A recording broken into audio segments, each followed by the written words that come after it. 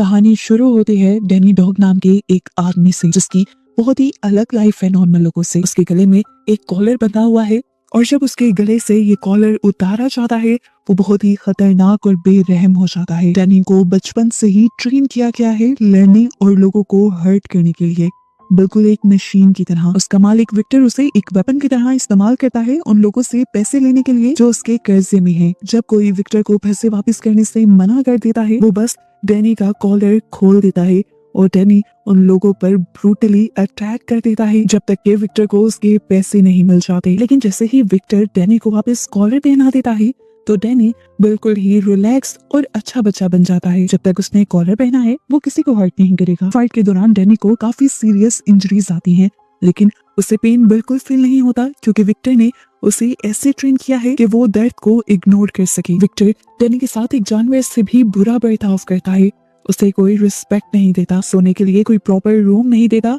उल्टा डैनी को एक केज के अंदर सोना पड़ता है बिल्कुल किसी डॉग की तरह। एक दिन फाइट के बाद जब डैनी वापस आता है तो उसके सर से काफी खून बह रहा होता है। विक्टर का आदमी उसे बोलता है कि डैनी इंजर्ड है, लेकिन विक्टर कोल्डली कहता है बस इसे बैंडेज दे दो और ये खुद लगा लेगा। बेचारे डैनी का दिमाग एक बच्चे के जैसा है और हम फील कर पाते हैं कि उसे आज तक बैंडेज लगाना तक नहीं आती क्योंकि उसने आज तक बाहर की दुनिया देखी ही नहीं। उसकी पूरी जिंदगी इसी कैब में गुजरी है, बिल्कुल अकेले, यहाँ तक कि उसने आज तक किसी से बात भी नहीं की।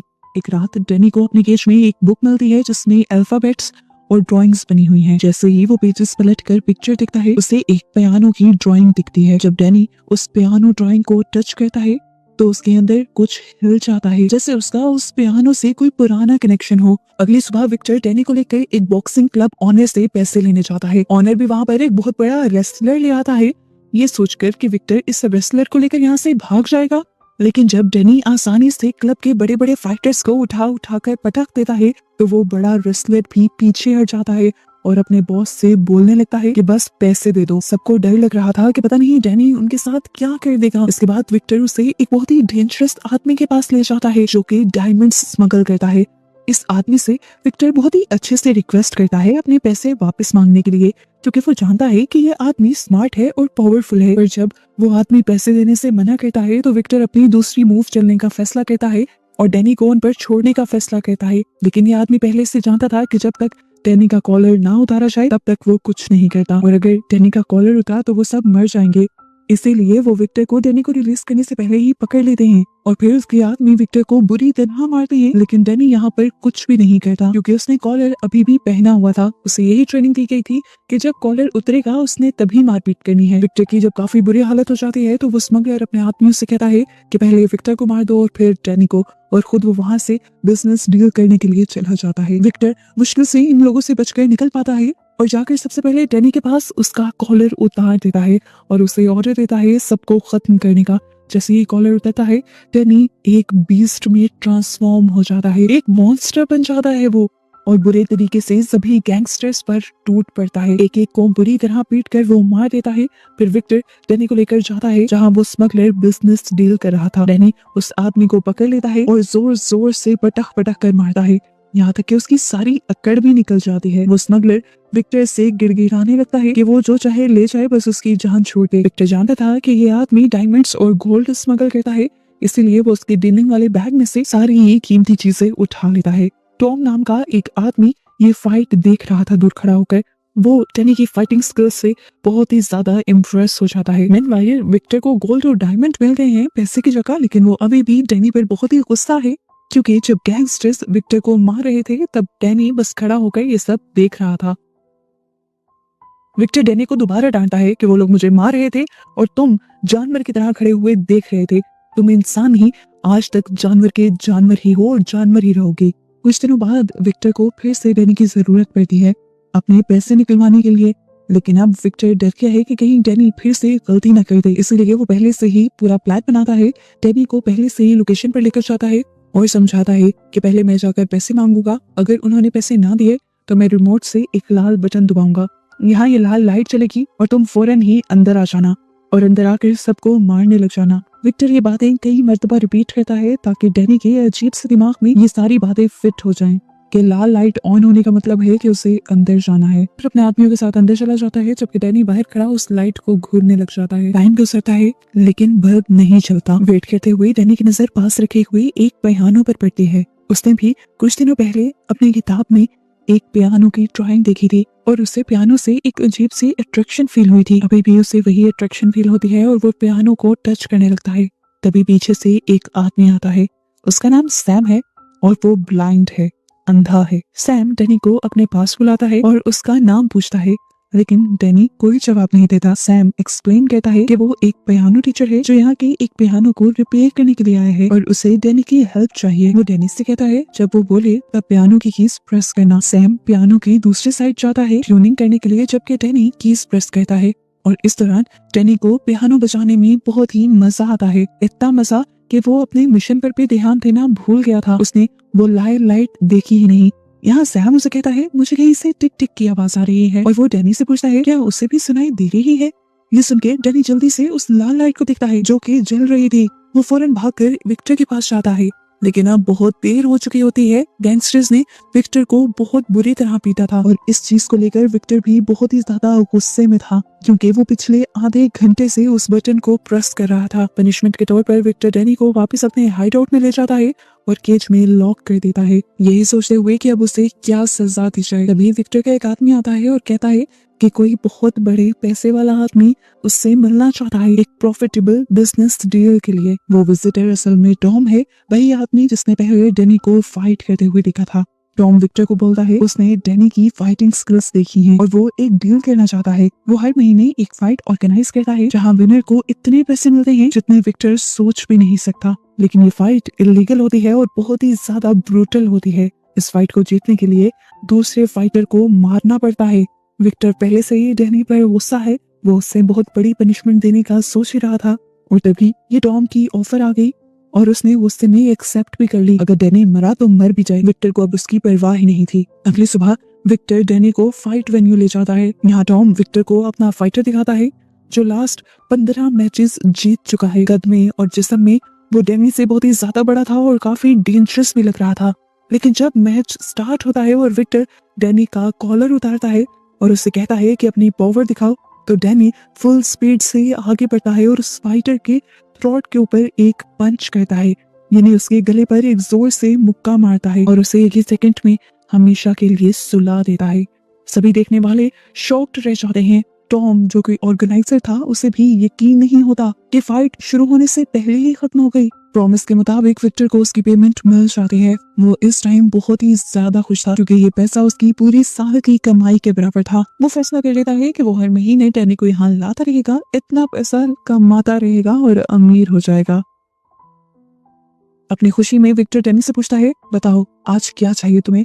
डैनी थोड़ी देर चुप रहता है और फिर कहता है मुझे एक पियानो चाहिए। विक्टर उसका मजाक उड़ाते हुए पूछता है अरे तू पियानो का क्या करेगा। इस टाइम जब वो बात कर रहे होते हैं तभी अचानक उनकी कार का एक ट्रक के साथ एक्सीडेंट हो जाता है और उनकी कार पलट जाती है। कुछ आदमी वेपन्स लेकर बाहर निकलते हैं और उन पर गोलियों की बरसात कर देते हैं। ये सारे उस गोल्ड स्मगलर के लोग थे जिसे डैनी ने कुछ दिन पहले पीटा था। इस हमले में सभी लोग मर जाते हैं डैनी को छोड़कर, जो बच के निकल जाता है और सीधा उस जगह पर पहुंचता है जहां उसने सैम से पहली बार मुलाकात की थी। सैम अभी भी वहीं बैठा पियानो रिपेयर कर रहा था और इस टाइम वो डैनी के कदमों की आवाज सुनकर समझ जाता है कि डैनी ही आ रहा है। डैनी बुरी तरह इंजर्ड है और खून की कमी से वही बेहोश हो जाता है। जब डैनी को होश आता है तो वो एक रूम में अपने आप को एक बेड पर पाता है। विक्टर उसे केज में जमीन पर सुलाया करता था। बेड पर वो पहली बार सोया था। डरकर वो बेड से छलांग लगाकर उठ जाता है और बेड के नीचे जाकर छुप जाता है। कुछ देर बाद सैम आता है और फौरन ही समझ जाता है कि डैनी डरा हुआ है। वो चुपचाप डैनी का खाना बेड के नीचे रख देता है और चला जाता है। ऐसे ही कुछ दिन बीत जाते हैं। डैनी अपने रूम से बाहर नहीं आता। एक दिन जब वो फाइनली बाहर आता है तो वो सैम को पियानो बजाते हुए देख लेता है, लेकिन जैसे ही सैम की आंख उसकी स्टेप डॉटर विक्टोरिया के ऊपर पड़ती है तो वो उसे देखकर डरकर दोबारा अपने रूम के अंदर भाग जाता है। वो भी समझ जाती है कि डैनी इस टाइम किसी छोटे बच्चे की तरह बिहेव कर रहा है। वो एक स्पेशल इंसान है, इसीलिए वो सैम से पूछती है कि डैनी को आखिर क्या पसंद है। सैम उसे बताता है कि डैनी को म्यूजिक पसंद है। ये सुनकर विक्टोरिया जल्दी से एक छोटा सा पियानो उठाती है और डैनी के रूम में ले जाती है। इस टाइम भी वो बेड के नीचे ही छुपा हुआ था। वो उसे पियानो देती है और यहाँ से चली जाती है। बाद में जब सैम और विक्टोरिया डिनर कर रहे होते हैं तो डैनी पियानो लेकर बाहर आता है। सैम उसे इनवाइट करता है, कहता है चलो आओ डैनी, मिलकर खाना खाते हैं। डैनी उनके साथ तो बैठ जाता है, लेकिन उसका खाने का तरीका बहुत ही ज्यादा अजीब था। वो किसी कुत्ते की तरह खा रहा था, इंसान की तरह नहीं। विक्टोरिया समझ आती है कि डैनी को खाना खाना नहीं आता। वो उसे स्पून और फॉर्क से खाना खाना सिखाती है और इस टाइम डैनी बिल्कुल एक बच्चे की तरह हरकतें करता है। डिनर के बाद जब डैनी सोने अपने रूम में जाता है तो सैम वहां आता है और उसके गले से कॉलर निकालने की कोशिश करता है, लेकिन जैसे ही सैम उसकी तरफ हाथ बढ़ाता है डैनी जल्दी से उसका हाथ रोक लेता है। डैनी जानता है अगर ये कॉलर उतर गया तो वो कंट्रोल खो देगा और गलती से सैम को या फिर विक्टोरिया को हर्ट कर देगा। सैम उसे फोर्स नहीं करता और कहता है कि जब डैनी रेडी हो तब उसका ये कॉलर खोल देंगे।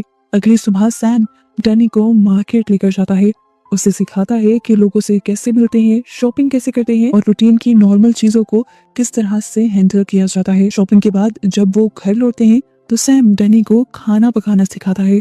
इतने में ही शाम हो जाती है और सैम उसे बताता है कि विक्टोरिया के कॉलेज से आने का टाइम हो गया है और आज तुम उसे लेने जाओगे और उसे लेकर घर लौटोगे। डैनी भी उसकी बात मानते हुए विक्टोरिया को लेने के लिए उसके कॉलेज चला जाता है, क्योंकि वो कई मर्तबा सैम के साथ उसे कॉलेज छोड़ने गया था, इसलिए उसे रास्ता पता था। विक्टोरिया भी उसे देखकर खुश होती है और रास्ते में डैनी को आइसक्रीम भी खिलाती है, यहाँ तक कि उसे सिनेमा में मूवी दिखाने भी ले जाती है और साथ में उसे पियानो बजाना भी सिखाती है।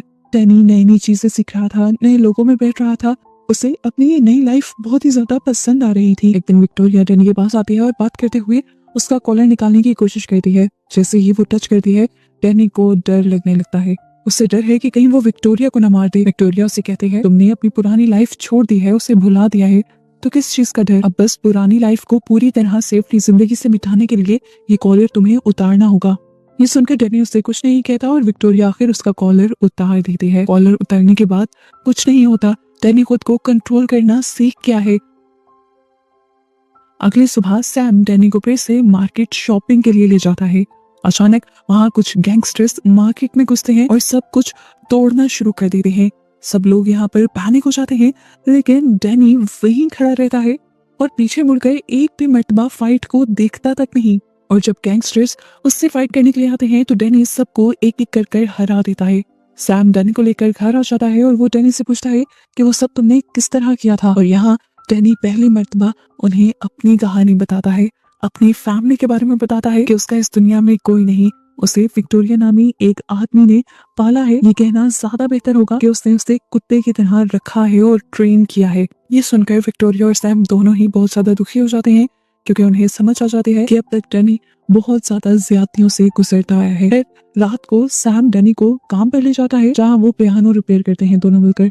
काम खत्म करने के बाद सैम डैनी को पैसे भी देता है, ये कहते हुए कि तुमने भी पियानो को रिपेयर करने में हेल्प की है और ये तुम्हारे पैसे हैं, तुम जो चाहो इससे खरीद सकते हो। डैनी सीधा शॉपिंग मॉल जाता है और अपने लिए सामान खरीद लेता है। जैसे ही डैनी शॉपिंग मॉल से निकलता है घर जाने के लिए, तभी उसके सामने विक्टर का एक आदमी आ जाता है। डैनी परेशान हो जाता है उसे देखकर। वो आदमी डैनी को पहचान लेता है। वो कहता है इतने दिनों से कहाँ थे तुम? तुम्हें ढूंढ ढूंढ कर हम पागल हो रहे हैं, फाइनली तुम मिल ही गए। चलो अब मेरे साथ घर, अगर तुम शराफत से ना आए तो बॉस तुम्हें ढूंढने के लिए गैंगस्टर भेजेंगे और लाइफ तुम्हारी मुसीबत में पड़ जाएगी। पता चलता है कि असल में उस दिन उस एक्सीडेंट में विक्टर मरा ही नहीं था। विक्टर इस मर्तबा डैनी को देखकर बहुत ही ज्यादा खुश होता है, क्योंकि डैनी उसे अमीर बनाने का एक बहुत बड़ा जरिया है। विक्टर फिर से डैनी के गले में कॉलर लगाता है और उसे एक फाइट के लिए ले जाता है। उनकी मुलाकात टॉम से होती है, जो कहता है कि आज की फाइट और भी ज्यादा एक्साइटिंग होगी क्योंकि डेंजरस वेपन्स यूज होंगे। विक्टर को कोई फर्क नहीं पड़ता कि ओपोनेंट यानी दुश्मन कौन है, क्योंकि वो जानता है उसने डैनी की बहुत अच्छी ट्रेनिंग की है और डैनी कम से कम किसी इंसान से तो नहीं हार सकता। अब विक्टर डैनी का कॉलर उठाता है और उसे कहता है कि फाइटर को बिल्कुल मार दो, लेकिन आज डैनी बिल्कुल भी फाइट करने के मूड में नहीं था। उससे सैम और विक्टोरिया ने सिखाया था कि किसी को भी नुकसान पहुंचाना बुरी बात है। ये सुनकर विक्टर गुस्से में आ जाता है और डैनी को धक्का देकर फाइटिंग रिंग में फेंक देता है। वो डेडली फाइटर फौरन डैनी पर अटैक कर देते हैं, लेकिन डैनी वापस फाइट करने के बजाय सिर्फ डिफेंड करता है। टॉम विक्टर से कहता है तुम्हारा फाइटर क्या कर रहा है, वो लड़ ही नहीं रहा। गुस्से में विक्टर एक कुल्हाड़ी उठाकर नीचे फेंक देता है और डैनी को कहता है मार डालो उसे, लेकिन डैनी वो वेपन नहीं उठाता क्योंकि वो किसी की जान लेना नहीं चाहता। इस मौके का फायदा उठाते हुए दूसरा फाइटर कुल्हाड़ी उठा लेता है और डैनी पर वार करने ही लगता है, लेकिन डैनी सामने वाले के पास कुल्हाड़ी होने के बावजूद भी अपने आप को आसानी से बचा लेता है। टॉम और भी ज्यादा गुस्सा हो जाता है और विक्टर को कहता है वो इस फाइट को और भी एक्साइटिंग बनाने वाला है। वो और भी बहुत सारे फाइटर्स इसी रिंग में भेज देता है, जिससे डैनी के लिए अब खतरा और भी ज्यादा बढ़ गया है। अब ये सारे फाइटर्स मिलकर डैनी को बुरी तरह पीटते हैं। डैनी का पेशेंस बिल्कुल टूट जाता है और वो फिर अपनी पुरानी डेंजरस स्टेट में आ जाता है। वो हर फाइटर को एक एक कर कर पकड़ कर मारता है। टॉम और वेपन्स नीचे फेंकता है, लेकिन डैनी को अब कोई फर्क नहीं पड़ता। तीनों फाइटर्स मिलकर भी डैनी को नहीं हरा पाते। वो अब हैमर उठाता है और एक फाइटर की हड्डियां तोड़ देता है, जिसके बाद वो दूसरे फाइटर पर पंचेस की बरसात कर देता है और इस तरह वो दोनों ही बुरी तरह इंजर्ड हो जाते हैं। ये देखकर तीसरा फाइटर डर के मारे फाइटिंग छोड़ देता है और इस तरह तीनों हार मान लेते हैं और डैनी जीत जाता है। लेकिन विक्टर और टॉम को ऐसी जीत नहीं चाहिए थी। उन्हें चाहिए था कि डैनी उन तीनों को ही जान से मार दे। अगर वो ऐसा नहीं करेगा तो विक्टर को पैसे नहीं मिलेंगे। गुस्से में वो खुद ही एक गन उठाकर सामने वाले फाइटर को मार देता है। पैसे तो उसे मिल गए थे, लेकिन अब उसे डैनी पर बहुत ज्यादा गुस्सा था, क्योंकि डैनी उसके मुताबिक नहीं चल रहा था। इस तरह तो उसे अगली फाइट में एक भी पैसा नहीं मिलेगा। गुस्से में विक्टर डैनी को अपने हाइट आउट ले जाता है और वहाँ उसके लोग डैनी को बुरी तरह पीटते हैं, क्योंकि आज की फाइट में उसने विक्टर की बात नहीं मानी थी। विक्टर फिर से डैनी को केज में बंद कर देता है। दूसरी तरफ हम सैम और विक्टोरिया को देखते हैं। ये दोनों डैनी के लिए बहुत ही परेशान हैं, क्योंकि वो जानते हैं डैनी बहुत मासूम है और वो पता नहीं कहाँ चला गया है। यहाँ पर डैनी भी जो केज में बंद है वो विक्टोरिया और सैम को याद कर रहा है और उन्हीं के साथ रहना चाहता है। उसे इस तरह की जिंदगी बिल्कुल पसंद नहीं और अब वो हिम्मत करता है और फैसला करता है यहाँ से निकलने का।